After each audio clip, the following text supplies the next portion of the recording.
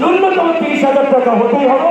সেটা আপনারা না বললেও গণ অধিকার পরিষদের পক্ষ থেকে আমরা এই দাবি বাস্তবায়নে আমরাও কাজ করব।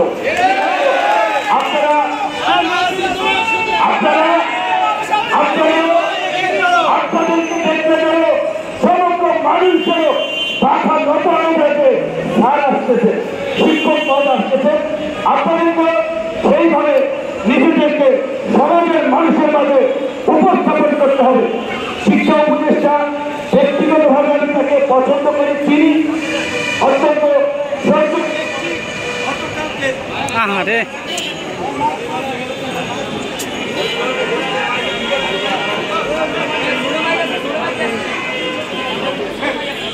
যেটা বলছেন বাড়ি ভাড়া 1,000 টাকা। আচ্ছা, আপনারা বলেন 1,000 টাকায় বস্তিতে বাসা পাবেন আপনারা?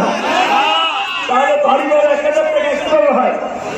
500 টাকা চিকিৎসা ভাতা, কারো যদি মারাত্মক জ্বর হয় ডেঙ্গুর জন্য কিংবা মারাত্মক জ্বরের অ্যান্টিবায়োটিক ডোজ দেবে 30 টাকা করে অনেকটা অ্যান্টিবায়োটিক, 7 দিনের অ্যান্টিবায়োটিক খাইলেই তো 500 টাকা চলে যাবে।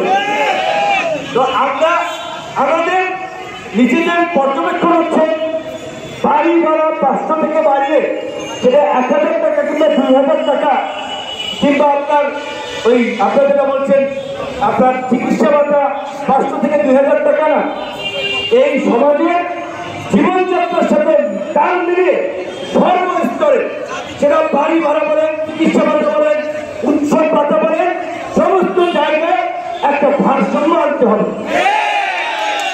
এবং আমার বিশ্বাস এই সরকার যদি বছর দিয়ে ক্ষমতায় থাকতে পারে পুরো রাষ্ট্র ব্যবস্থার চেহারা তারা পরিবর্তন করতে পারবে। তো সেই জন্য আমরা সরকারের সাথে অনেক জায়গায় আমাদের অমিল আছে, সরকারের প্রতি আমাদের ক্ষোভ আছে, কিন্তু তারপরেও কিন্তু ওই মৌলিক জায়গায় কিন্তু আমরা এক করছে অন্তত সরকারকে বছর দিয়ে থাকতে হবে এই ব্যবস্থার মেরামত করার জন্য। আপনাদের এই ছাত্র করার দাবি বিএনপি আমলে ছিল, আওয়ামী লীগ আমলে ছিল, কেউ করেছে? কেউ কিছু করে না। এই সরকার যদি 2 বছর থাকে তাদেরকে দিয়ে আমরা করাতে পারবো, এইটুকু আমি বলতে পারি। আপনাদেরকে একটা গতকালকের ঘটনা শেয়ার করে আমার বক্তব্য শেষ করব।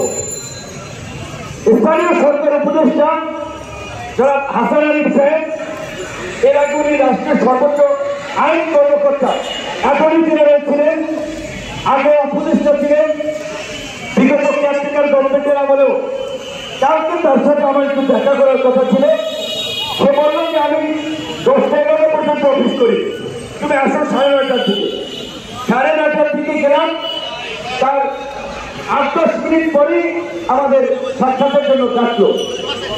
সেই থেকে 11:18 পর্যন্ত প্রায় 1.5 ঘন্টা তার সাথে এই যে বাজারের উদ্যোগপতি, সিন্ডিকেট, শিক্ষক সহ বিভিন্ন শ্রেণী পেশার মানুষ তাদের শক্তি দাবি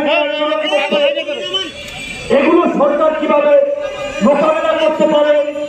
বাংলাদেশের মতো একটা সংখ্যাগরিষ্ঠ মুসলিম রাষ্ট্র, জনসংখ্যার 90% মুসলমান, এটা আমরা মুছে ফেলতে পারবো না, অস্বীকার করতে পারবো না।